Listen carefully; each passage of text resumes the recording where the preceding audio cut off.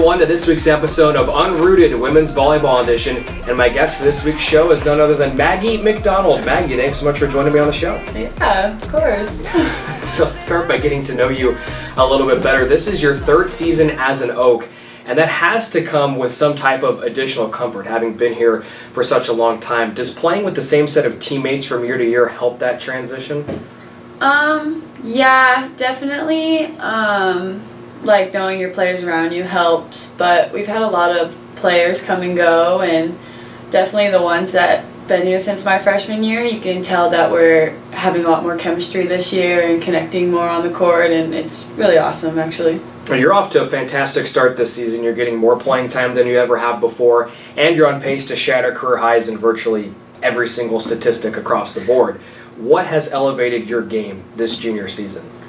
Honestly, like knowing the team supporting me throughout it all, and like a major key factor is our coach. She's awesome. Like it's amazing playing with someone that has so much confidence in you, and you know that she believes in you to do well, and it's easy for me to go out there and be like, all right, everyone believes in me, like I'm just gonna do my thing. So. In the last show, I talked about Emily Sonata being the shortest middle blocker on the team. You, well, at least on the roster, you're listed as the tallest outside hitter. Does that create any advantages for you? Yeah, definitely. Being tall and being a volleyball player helps. You don't have to jump as high, take as many steps. Like, naturally, I just like am long and lengthy, so I have a higher reach, and just that's a good advantage. This team's actually really short, probably the shortest like team I've ever played on a volleyball team. So, but it's unique. It's cool.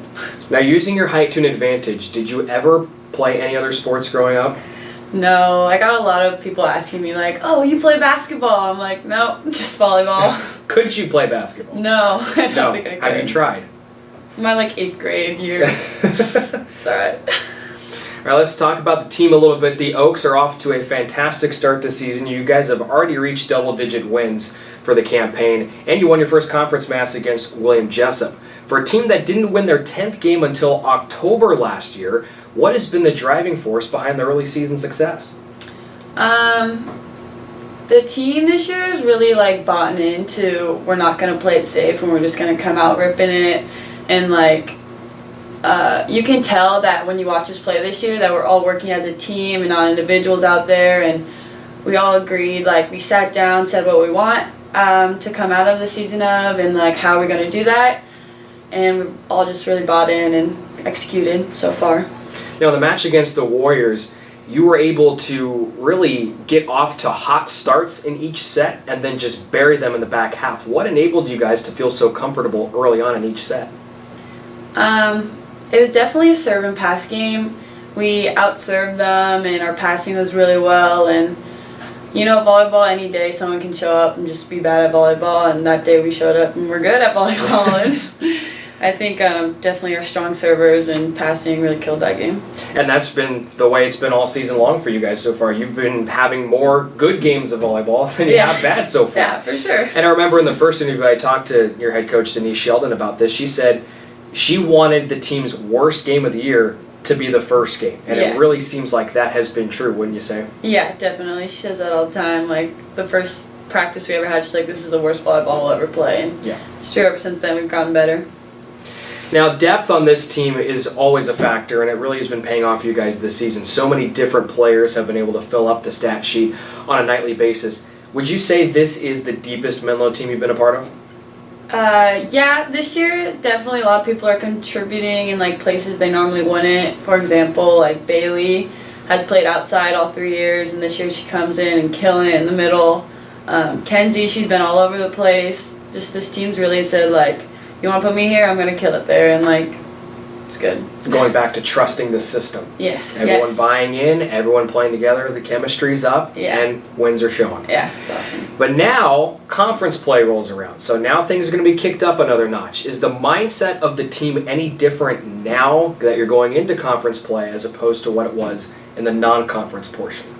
Definitely. In our preseason games, we were kind of just like getting used to it, like learning our system, taking care of the basics, and now that it's conference, we're like, okay, now that we've got our basics down, let's focus on like specific things and like just like preparing better. Like, we watch film, we take notes, and like we all just remind each other during practice, like, oh, we gotta do this and this, and it's nice. It's awesome. The GSAC is very well known for being a stout conference when it comes to women's volleyball. What is it going to take down some of these top teams that are ranked and well up in the top 15? Well, what we've been doing is preparing ourselves and basically keep doing what we're doing and just buying in. Like, we're going after balls that last year we like wouldn't have gone for. We're going like two hands and balls that we would have freed over before. We're like hitting and just being a lot more aggressive this year, and I think it's going to pay off in the end. We're doing good. All right, Maggie, let's get into the final segment of the show. It's called Brownie Bites. I'm going to ask you 3 random off-the-wall questions. Okay. Give me your best answer. Question number 1. If you were going to move overseas with one teammate, who would it be and why? Definitely Emily. She keeps me entertained, and it's always something new with her, and I feel like we'd figure something out, and that would be fun. Question number 2. Which teammate wishes that she was taller than she really is? You know, this one's a hard one. Everyone wants to be taller when it comes to volleyball, but then they're like, I want to be short for normal life, and it's just like, you know, you can't have both. Like, it's gonna be tall. But I'd say probably like Bailey or Sierra Busher. I don't know. They're about, what, 5'9", 5'10"? Yeah, being generous. Well, let's pull up the roster and let's look right now, as a matter of fact. Okay, so we got Bailey Gomez, 5'10", and Sierra, 5'9". Oh, wow, look at you. And I haven't been here all year, and I nailed it. Yeah. Turns out the more you know, the better you can do live interviews. Question number 3, last one. This is my favorite. Is there a teammate that loves cereal more than you? Whoa. I don't know about that one. I love cereal.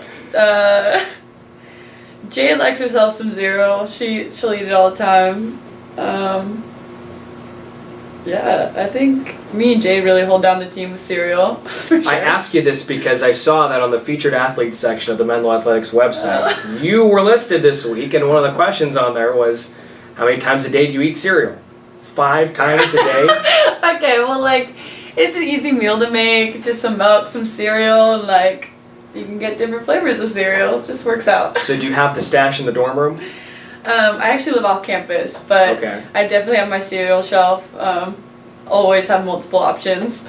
And your favorites? I know they're online, but let's just rattle them off here. Captain Crunch, love it. Solid. Cinnamon Toast Crunch. I got that right now. Lucky Charms. Cocoa Puffs, can't go wrong. Basically, throw cereal in front of me, I'll eat it. All the fun cereals. I like that. Yeah. Because no one wants to hear Wheaties as an option. Yeah. Like, I'm not a Raisin Bran person. No. God. I'm going to wait until I'm like 50 years old before I even give Raisin Bran another chance. For sure. For now, we're sticking with the fun stuff. I like those answers. Awesome. Maggie, thanks so much for joining me on the show. I appreciate it. Thank you for having me. You're very welcome. And folks, Menlo College women's volleyball on the road this weekend. Friday and Saturday, they're in conference play. Picking it up for the first time on the road this season. They take on Hope International on Friday the 15th. That's at 7 o'clock first serve. And then Saturday the 16th, the short drive to Vanguard, also on the road, and that will start at 2 o'clock. The next time the Oaks are back at home, Wednesday the 20th at 7 o'clock against UC Santa Cruz. That will kick off a 5-match homestand for the Oaks. We invite you to tune in to next week's show, and Maggie McDonald will select the next athlete to be interviewed by me, Brian Brownfield, right here on Unrooted Women's Volleyball Edition. Until then, take care, everyone, and we'll see you next week. Yeah, I know that I let you down.